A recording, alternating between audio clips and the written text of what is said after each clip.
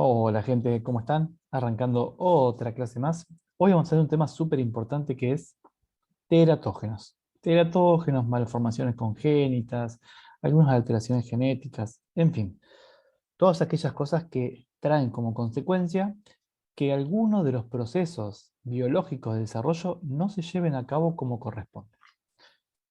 Bienvenidos, mi nombre es Fernando de Rocha. Recuerden, la idea es que ustedes puedan seguir clase a clase, van a tener a disposición este material para poder verlo una y otra vez, pero no pueden dejar de ver el libro.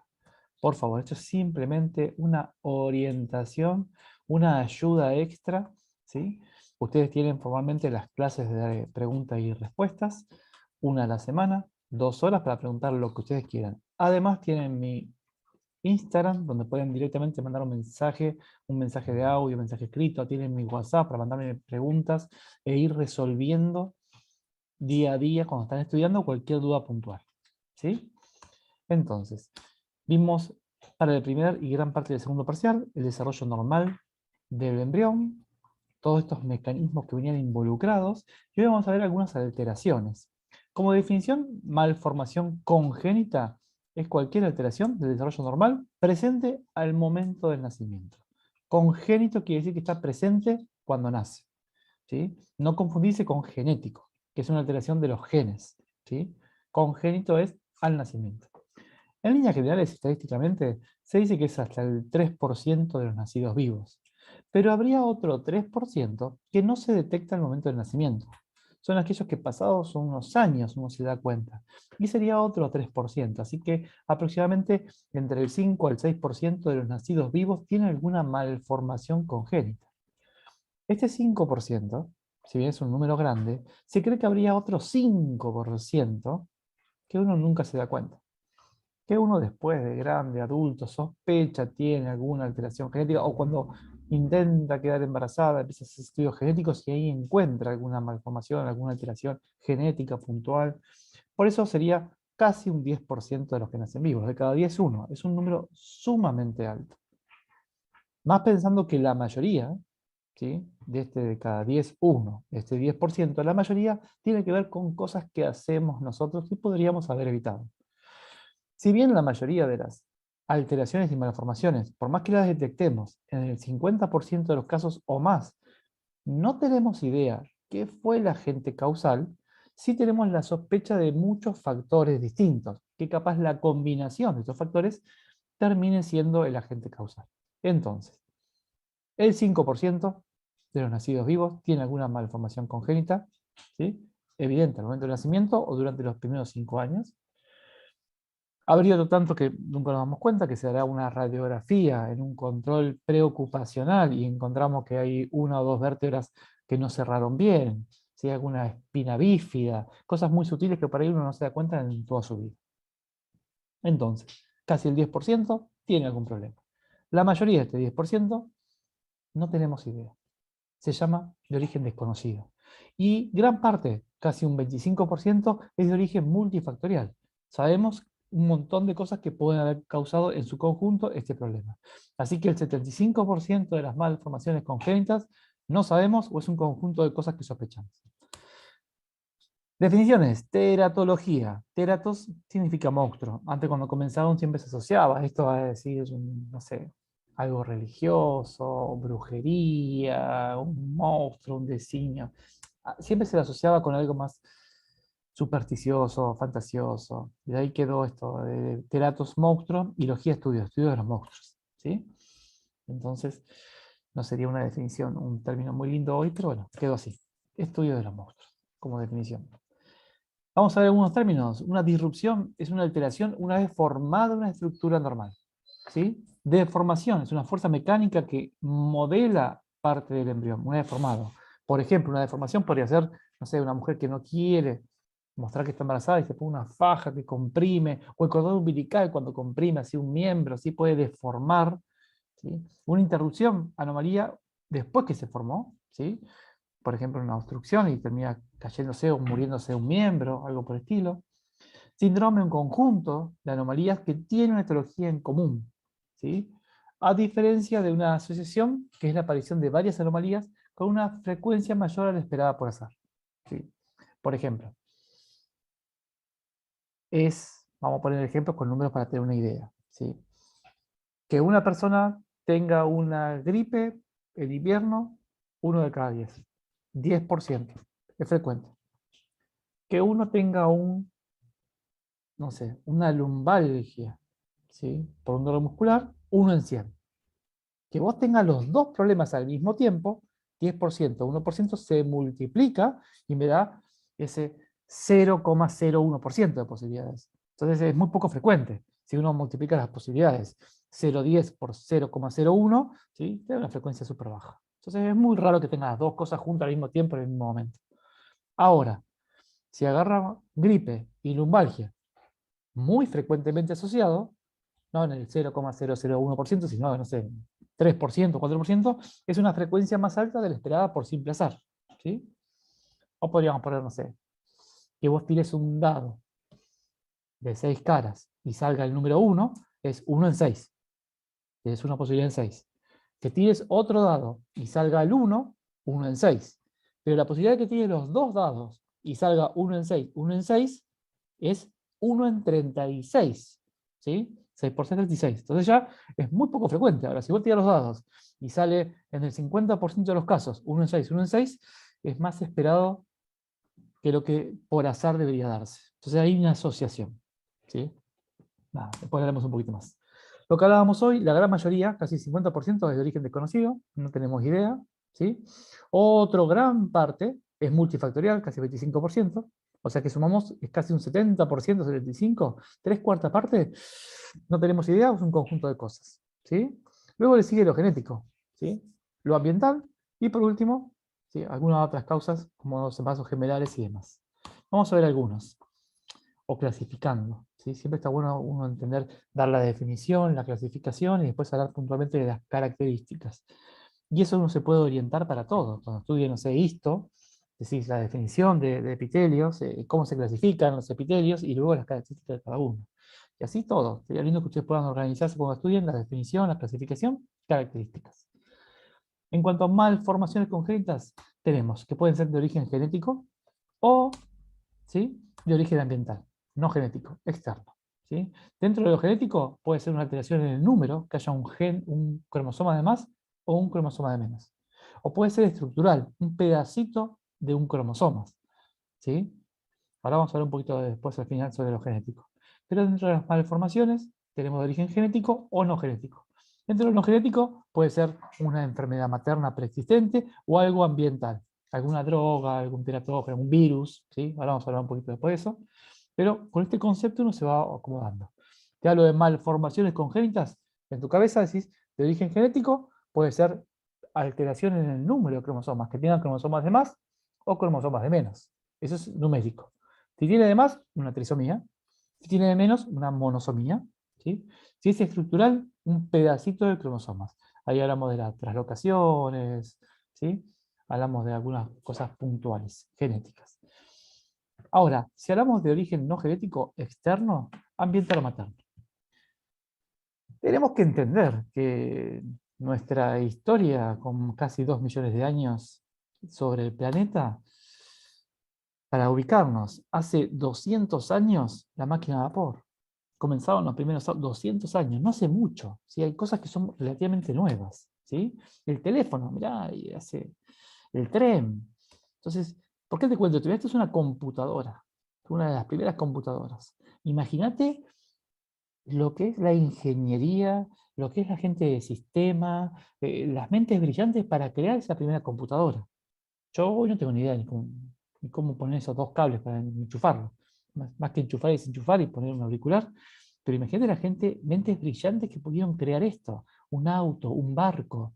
Y en ese entonces no teníamos ni idea de que un remedio podía causar un problema, de que un virus podía ser perjudicial para la madre embarazada. No teníamos idea. ¿Sí? Ahí tenemos las computadoras. Mirá, no tenemos idea todavía. Alguien pudo compactar esa máquina gigante en algo más pequeño, le pudo dar más capacidad, más memoria, más velocidad. Ahí teníamos el sistema DOS, si se acuerdan esos disquetes. Bueno, no sé si son de mi época. Pero aún ahí todavía no teníamos idea de que la madre se podía contagiar de algo viral y traer un problema al bebé.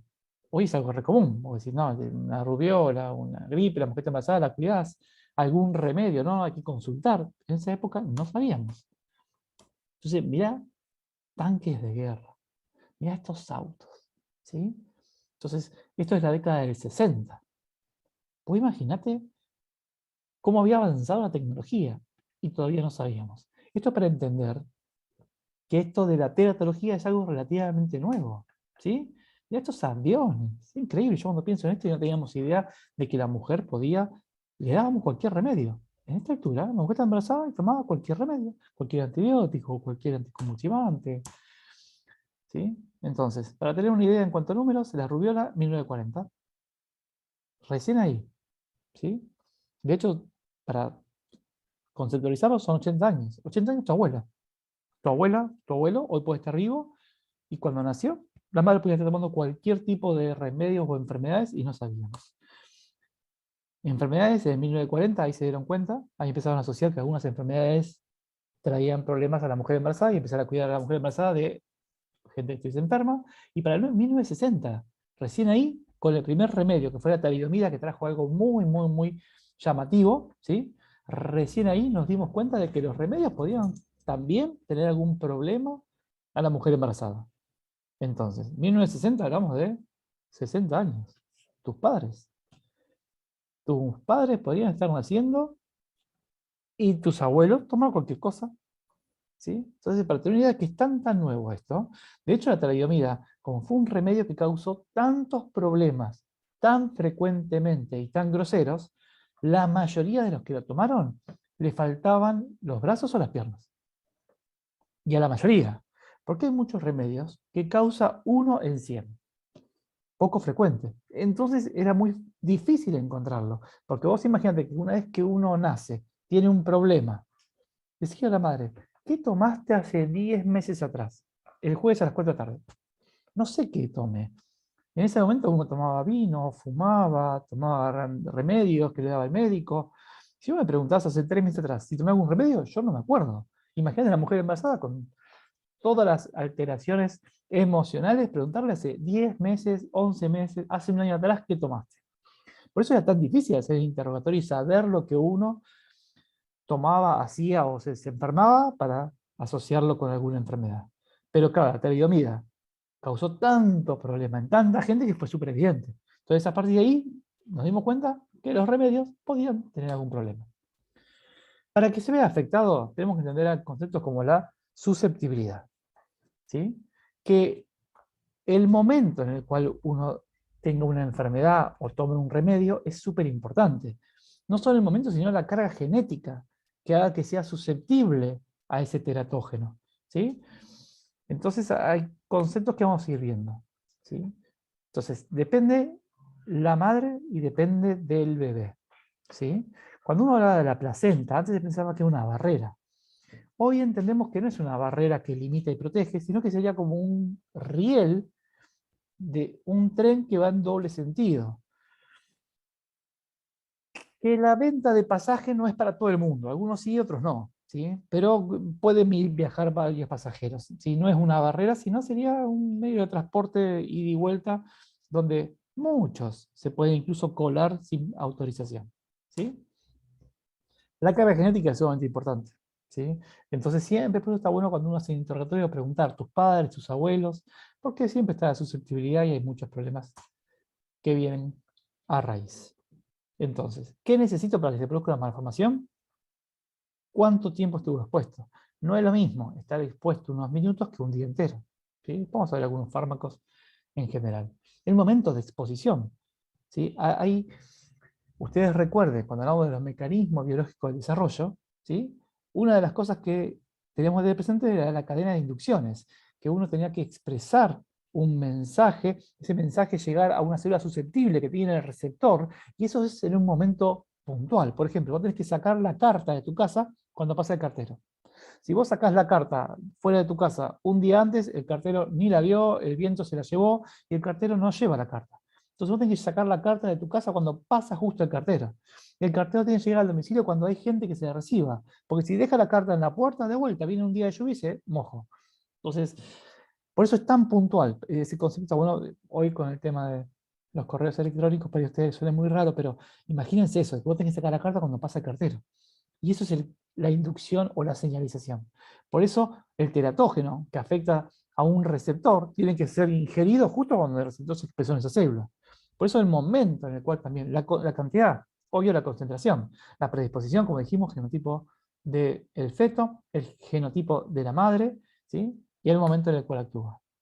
La edad gestacional es muy importante, ¿sí?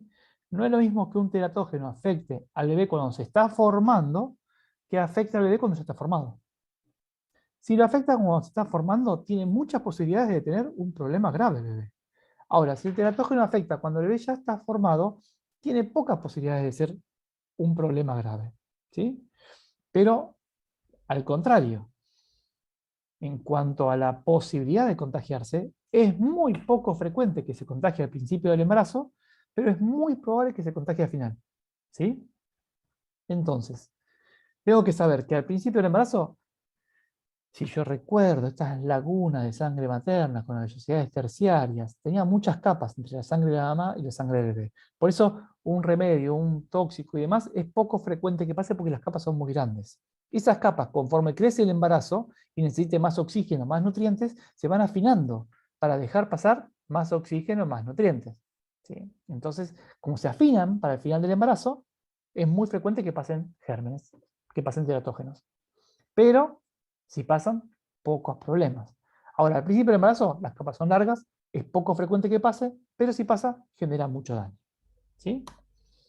En cuanto al ambiente, vamos a poner algunos ejemplos. Una niña joven, como cualquiera de ustedes o sus compañeros, 20 años, estudiante de fonoaudiología, que está de novio, que vive en Capital Federal, en una ciudad, o sea, instruida, universitaria, toma café. ¿Quién de ustedes no toma café? Es algo normal, ¿sí? Más cuando uno está estudiando para despertarse, toma alguna gaseosa cuando está en la facultad, café aspirina para el dolor de cabeza cuando uno está muy embotado por leer un montón, una copa de vino a la noche o un vaso de cerveza, no sé, pongan lo que ustedes quieran, ¿sí?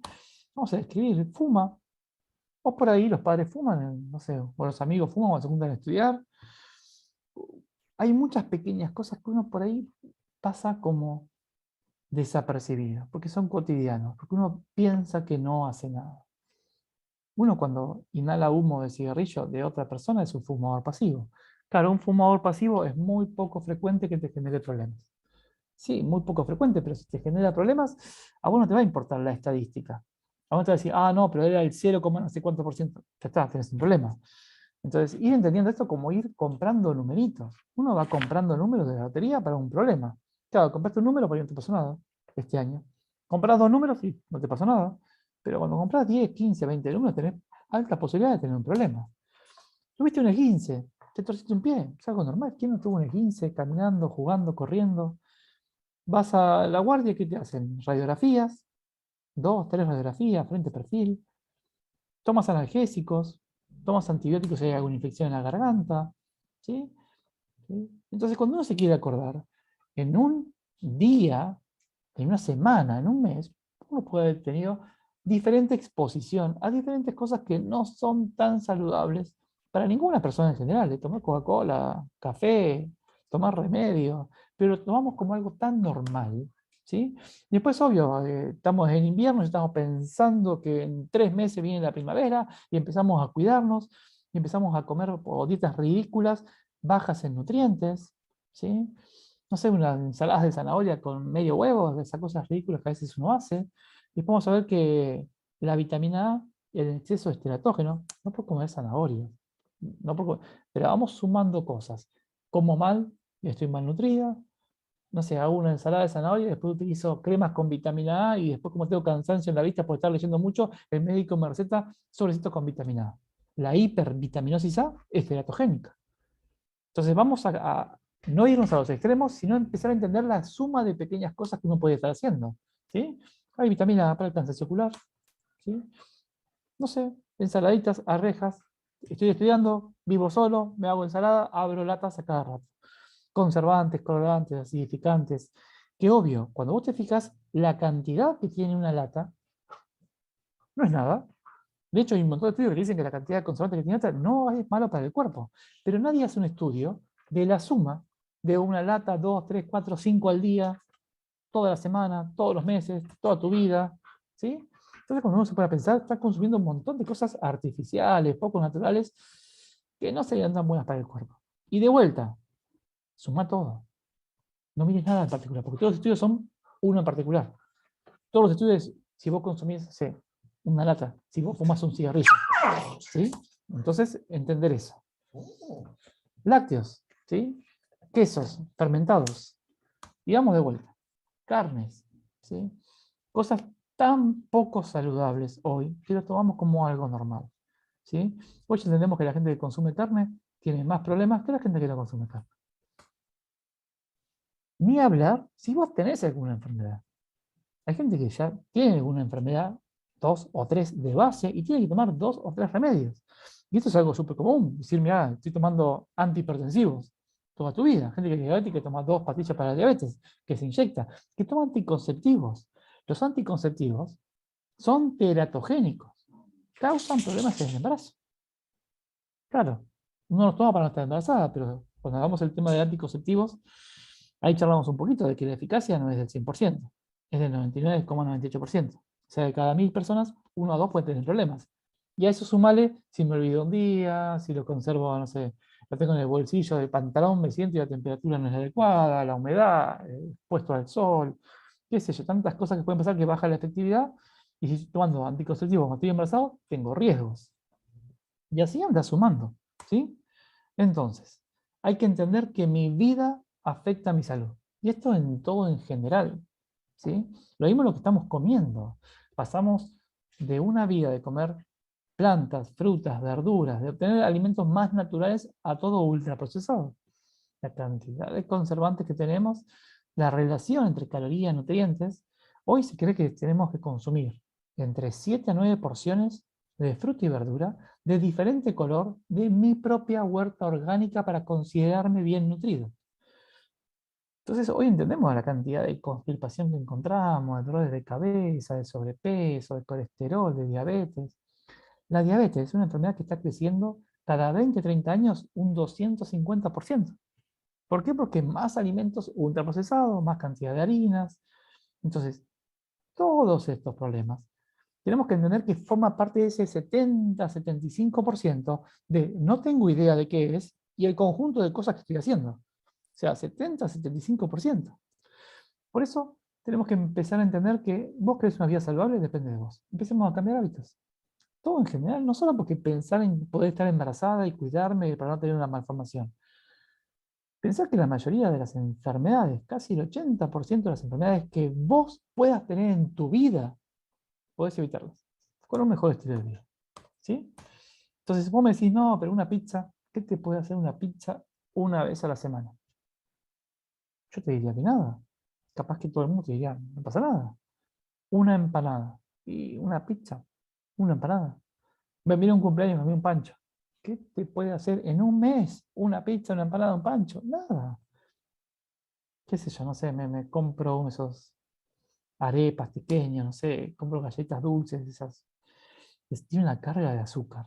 Son súper empalagosas, no sé, hay un montón de marcas de esas galletas. Son riquísimas, pero no podés comer una. Son muy dulces. No sé, un alfajorcito. Si vos me decís un alfajor al mes, ¿qué te voy a decir? Nada. Ahora, después un asado y un asado al mes, te juntás con tus amigos también. Y una suprema napolitana con papa frita. Nada. Gaseosa, no una vez al mes, eso es a veces todos los días. Chocolate que te regalen, que te compres, chipá, facturas a la mañana, un heladito de postre, una torta. Cuando uno se quiere acordar, claro, uno dice, una pizza al mes, ¿qué te va a hacer? Una empanada al mes, un pan. Cuando se quiere acordar, son todos los días comiendo algo que no corresponde. Entonces, recuerden, la suma de pequeños errores diarios lleva a las consecuencias de una vida con enfermedades y problemas. Y esta predisposición que hablamos a veces de no sé qué pasó. No sé qué pasó, no. Tenés un estilo de vida poco saludable. ¿Sí? Entonces, empecemos a entender que todo lo que hago me afecta. En todo sentido. Yo te invito hoy a que vos pienses en un 80% menos de problemas el resto de tu vida. No, no. Cuando uno se puede pensar en los padres, abuelos y tíos, y juntás, y este tiene este problema, este tiene esta enfermedad, y toma este remedio, y todo con achaques, con dolores, con molestias. Ahora te invito a que pienses al revés, 80% menos. ¿Sí? Bueno, dentro de las noxas que conocemos, que son directamente proporcional al problema enfermedad, noxa enfermedad, lo podemos dividir en noxa sería el agente, el factor, lo que lo causa, físicos, químicos, maternos o biológicos. Dentro de los biológicos, virus, bacterias, parásitos o hongos, ¿sí? Son los factores que causan una malformación congénita evidente ya declarada, diagnosticada y justificada, ¿sí? Físicas como la temperatura, mecánicos, compresiones, radiaciones, ¿sí? Fármacos, otros dentro de lo químico, enfermedades maternas. Vamos a ver algunos. Más allá de las que veamos hoy en la clase, vos tenés que saberlos todos, leer el libro, ¿sí? Recuerden, esta clase no evita que vos tengas que leer el libro para aprobar los exámenes, ¿sí? Dentro de los infecciosos, como las más comunes, las que más preguntamos, que te pueden preguntar todas las que están en el libro, vuelvo a repetirte, estudiar el libro. ¿Sí? Yo creo que algunos van a escuchar 2 o 3 veces la clase, van a ir al examen y van a decir, pero esto no estaba en la clase. ¿Sí? Y ahí vamos a decirte de vuelta, vos tenías que leer el libro. El Lachman, edición 10 en adelante. ¿Sí? Mínimo. Infecciosas, rubiola, toxoplasma, cito, varicela, herpes, sífilis. ¿Sí? En fin, la temperatura alta constante también se cree. ¿Sí? Hay una asociación. Entonces, hay muchas enfermedades que por ahí no son teratogénicas, pero causan mucha fiebre muy alta, mucho tiempo, también tenemos chances por la alta temperatura. Porque se ha visto, por ejemplo, gente que frecuentaba saunas, tenía una frecuencia de problemas más alto que la gente que no iba tan seguido a sauna. ¿Mm? Factores mecánicos, como por ejemplo la compresión. Esta gente que antes se vendaba, se ponía unas vendas compresivas para no mostrar el embarazo. Que vos tengas poco líquido amniótico, el oligohidramios, ¿sí? También comprime. Vos tienes mucho líquido amniótico, polihidramios, una panza enorme, dura, tensión, no puedes comprimirla, o oligohidramios, falta de líquido amniótico, y uno hasta puede ver el contorno del bebé. ¿Sí? Dentro de los estudios que uno puede hacerse, ya sabemos que la ecografía no está demostrada que sea teratogénica. Alta cantidad de ecografía, no está demostrado, ¿sí? Entonces yo no sé si hacerte una ecografía todos los días, durante los 9 meses de embarazo, y no trae a que el chico tenga problema de atención en el colegio. Hay cosas que son muy sutiles en el futuro que uno no se da ni idea. Pero en líneas generales no está demostrado, podemos hacerla con tranquilidad. ¿Por qué aclaro esto? Porque capaz que dentro de 50 años nos damos cuenta que era una locura, no sé, hacer tantos estudios al divino Tom. Pero la ecografía, hoy por hoy, es considerado como prácticamente, no vamos a decir inocuo. No está demostrado que sea teratogénico. Lo mismo en la resonancia magnética. Uno puede hacer una resonancia en la mujer embarazada. No está demostrado que sea teratogénico. Por el contrario, las radiografías, las seriadas, los contrastes, la tomografía, sí, está demostrado que es teratogénico. ¿Sí? Entonces es la suma. Porque dicen, no, una radiografía no es nada. Y vamos de vuelta, una radiografía, un cigarrillo, una copa de vino, una tita de cerveza. Cuando uno se quiere acordar son muchas cosas. ¿Sí? Todo va sumando. De hecho, ya con 5 radiografías, ya es altamente teratogénico. 5. Y vos pensás que si tuviste un choque de auto y no sabías que estabas embarazada, te hicieron placa de cráneo, frente y perfil, cuello, frente y perfil, tórax y después algún miembro que, no sé, que tengas un chichón en la panza, en un brazo, en una pierna. Si hay algo inflamado, te hacen más placa. Entonces es re común que vos en un día te pongas a hacer 7, 8 placas en un politraumatismo. Aunque vos estés bien y no tengas nada roto. ¿Sí? Entonces entender que hoy decir, no, cuando uno llega al hospital y está embarazado, uno se cuida. Sí, pero el 50% de la gente queda embarazado sin saberlo, sin buscarlo. ¿Sí? Recuerden esto. Entonces, cuando vos tenés unos días de atraso, y es normal que vos seas irregular y tengas unos días de atraso, no te vas a dar cuenta. ¿Estás embarazada? No. ¿Te cuidas? Sí. Claro, cuando uno pregunta, ¿cómo te cuidas? No, acá va afuera. Así es. Pero ella cree que estaba cuidando. Entonces, cuando le pregunta, ¿estás embarazada? No. ¿Te cuidas? Sí. ¿Sí? Entonces, hay muchas cosas que uno puede cometer errores. Dentro de lo físico de la radiación, entender 500 milirens por año. ¿Sí? Dosis máxima, 5 radiografías, máximo en el año. Y vos pensás que por ahí te torciste un pie, te hiciste 2 placas en el tobillo. Claro, pero este fue en mes 1, después mes 2, mes 3, mes 4, te quedan un montón de meses, vos no sabés qué puede pasar el día de mañana. De hecho, uno no se acuerda, ¿no? Hace 8 meses me hice una placa. Y 5 placas, créeme que cualquier momento. ¿Sí? De hecho, una resonancia son casi 5 o 6. ¿Sí? Entonces ya una tomografía son un montón de placas juntas. Ya está. ¿Sí? Radiaciones. Las radiaciones, tanto radiación solar, que con la capa de ozono uno disminuye la posibilidad, pero radiación tenemos igual. Por eso uno tiene que estar con protector solar, más en los horarios de 11 de la mañana a 4 de la tarde, ¿sí? Más en verano. Pero hay que ponerse un protector solar.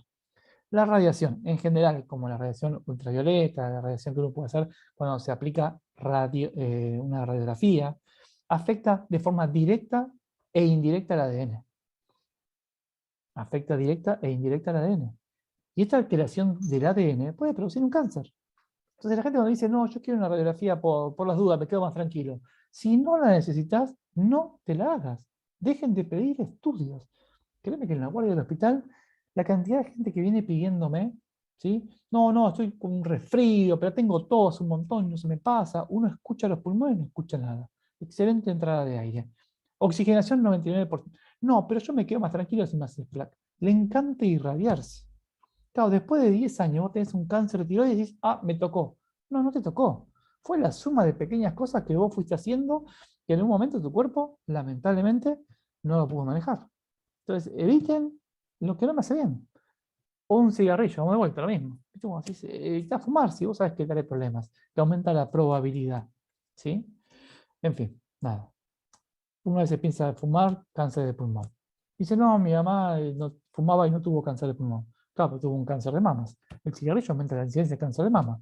La gente vive con miedo de cáncer de mama, se hace mamografías todos los años, ecografía cada rato, y está fumando. Y vos decís, pará, tenés miedo de un cáncer y estás provocando o estás comprando números todos los años. De hecho, la mamografía es radiación, la radiación aumenta la incidencia de cáncer. Entonces, cuando uno se quiere correr, es todo un círculo de cosas. Pero bueno, radiación, daño directo sobre el ADN, rompe el ADN. Rompe el ADN, la radiación de forma directa. Claro, vos tenés un gen que te protege, que es el gen P53. Ese gen va revisando el ADN y donde ve algo roto lo repara.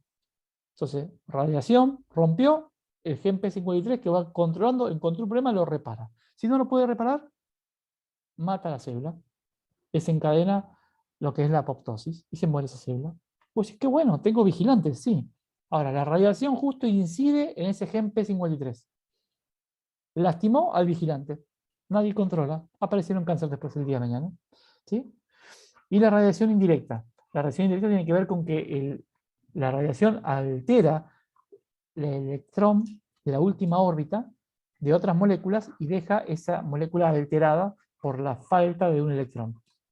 Y esa alteración se traduce cuando hace contacto ese electrón, esa molécula alterada con, no sé, con otra proteína o con el ADN y pasa ese problema de ADN. ¿Sí? Acá tenemos lesión directa sobre el ADN o indirecta. ¿Sí? Altera el electrón de la última órbita de alguna otra molécula y esta molécula alterada después toca el ADN o toca otra proteína que vaya a impactar con el ADN. Nada. Entonces, entender que las drogas se clasifican, ¿sí? En riesgo A, B, C, D.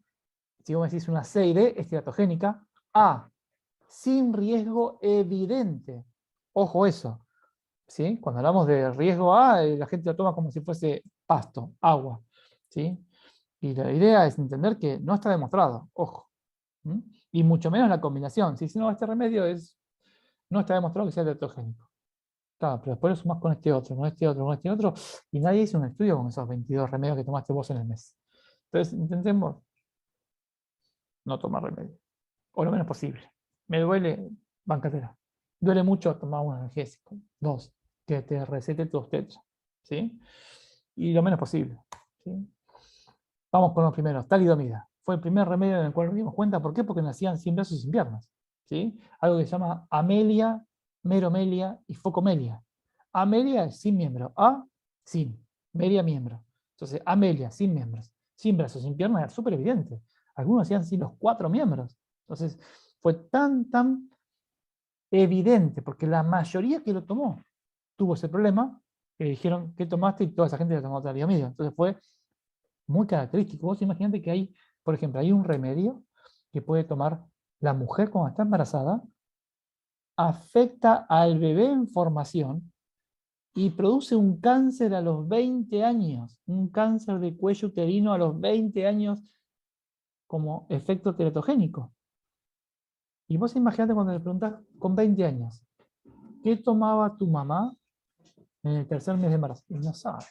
Si uno no sabe lo que hizo hace 3 meses atrás, imagínate lo que uno hizo 20 años atrás.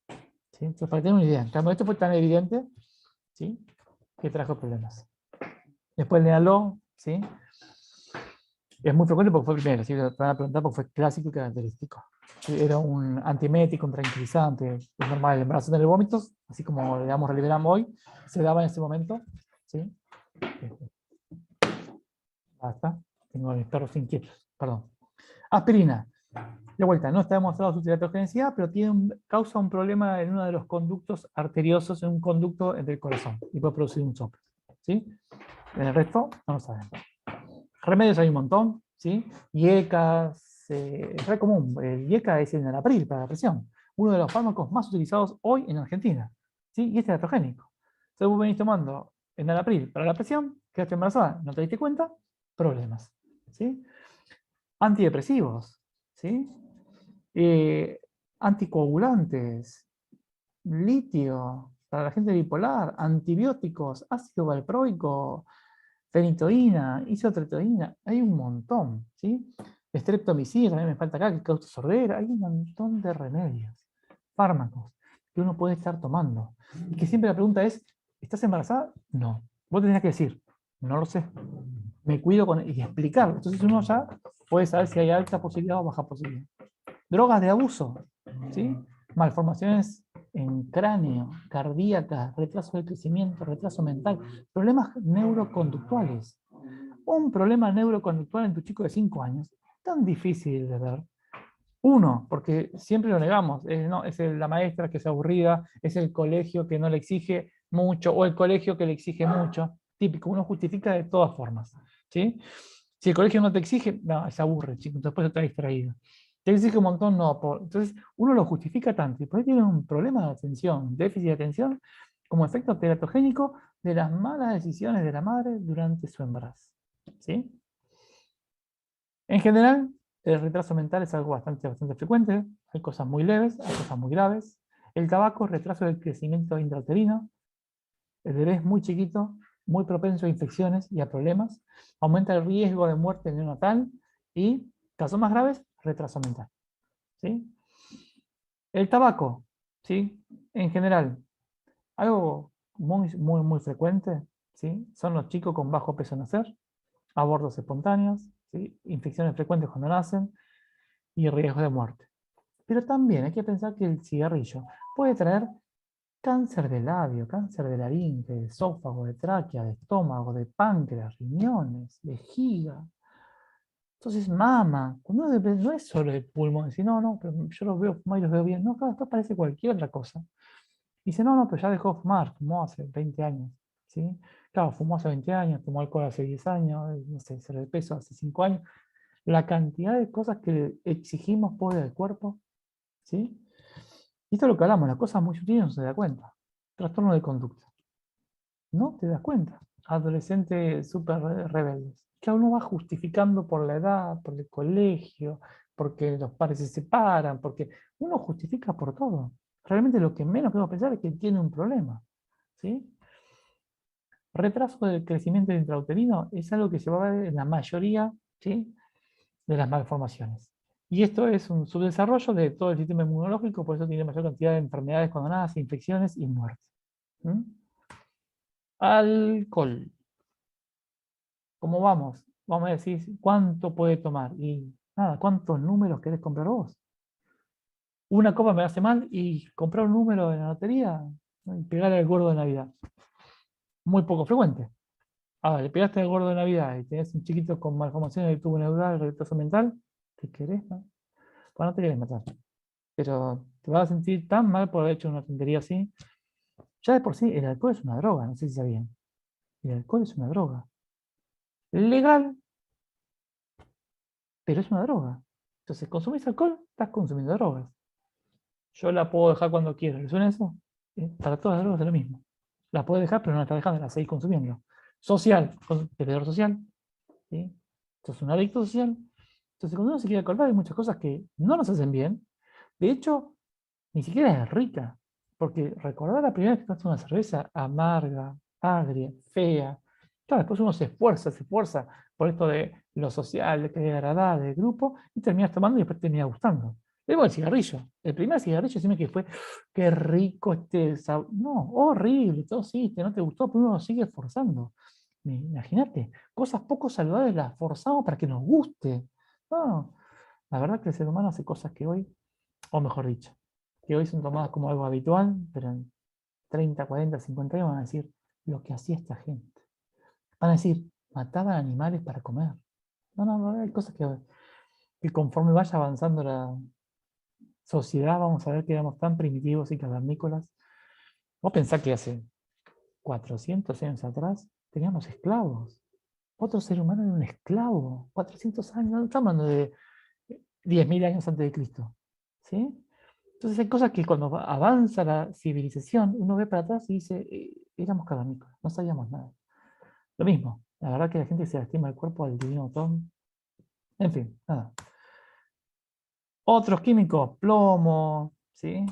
Que se encontraban antes en las pinturas, era muy frecuente, hoy ya está prohibido en las pinturas, pero bueno, en casas viejas, en algunas cosas uno puede encontrar todavía. ¿Sí? Rubiola, como dentro de los infecciosos, también, tenés que saberlo, tenés que saber todos.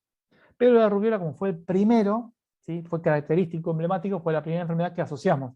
Opa, la madre se enferma, el chiquillo tiene un problema. La madre se enferma de rubiola, el chiquillo tiene un problema. La madre se enferma, cuando aparece muy seguido, comenzaron a sospecharlo. ¿Sí? Y a partir de ahí, la mujer se empezó a cuidar. Y empezamos a ver qué enfermedades tenía la mamá y empezamos a interrogar, ¿sí? Durante el embarazo y demás. Pero antes no. Lo mismo, década de 1940. ¿Sí? Hoy puede ser el abuelo de cualquiera de nosotros. ¿Sí? Para tener una idea del contemporáneo, este abuelo está vivo, está ahí. Y cuando nació no teníamos idea. ¿Qué causa? Cerebro pequeño, microcefalia, problemas en el corazón y problemas oculares, cataratas. Esta es la tríada clásica. Además, produce sordera. Tenés que saberlo, más en biología, produce sordera. Pero la tríada clásica es microcefalia, problemas cardíacos, cataratas. Es la tríada de Gregg, el doctor que la describió. Toxoplasmosis, una infección por un parásito, no un virus como la rubiola, un parásito.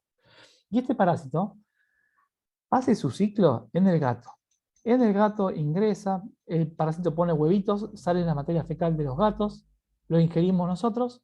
Si estamos embarazados, justo en ese momento, el huevito puede causar un problema en el bebé. Ese es el ciclo común. Ahora, ¿qué gato? El bebé. Los gatos cuando son cachorritos. Entonces, estás embarazada, no eches al gato que tienes hace 5 años en tu casa, pobre. Y el gato bebé que no esté desparasitado. Igual hoy, en una sociedad moderna, tener un gato en tu casa sin vacunarlo, sin desparasitarlo, sería una locura. Más que una locura, sería maltrato animal. Hoy tiene que tener sus vacunas, tiene que estar desparasitado, tiene que comer bien y estar abrigado. Todo animal. ¿Sí? Como uno va pensando, ¿no? Conforme pasa la sociedad avanzando, dentro de 50 años van a decir, tenían a los perros en la calle, los sacaban sueltos, pasaba un auto y los podía pisar, una locura, cosas. Pero bueno, nada. El gato, no tengas miedo. Si tienes un gato, tienes un gato. Que esté embarazado, no te preocupes. El gato tiene que estar desparasitado. ¿Ya está? ¿Sí? Pero bueno, el gato bebé que no está desparasitado hace caca con sus huevitos del parásito y ese huevito podía ser ingerido por el chancho, la vaca, el pollo, el ternero y nosotros al comer esa carne cruda, mal cocida, nos enfermamos de toxoplasmosis. Forma más frecuente de contagio. No tanto la caca de gato, que sería raro que estés tocando la caca de gato con la mano, no te laves, o el gato lo pise y camina por la mesada, si hay posibilidades, pero de vuelta, es el gato bebé que no esté desparasitado. La forma más frecuente es la carne roja mal cocida. De vuelta, la carne roja no es saludable, así que tratemos de no comer carne, entendemos, hagamos lo posible por no comer tanta carne. Si la vas a comer, bien cocida, porque cruda no matas a los huevitos y esto ingresa en nosotros. Y si estás embarazada, este huevito eclosiona y pasa el parásito al bebé. Pasa el parásito al bebé y puede generar calcificaciones cerebrales. Puede generar microcefalia, problema de retraso mental severo. ¿Sí? Entonces, nada, la toxoplasmosis, recuerden, el gato bebé, pero más frecuente es el parásito que hace ciclo intermedio en otros animales, que después nos comemos.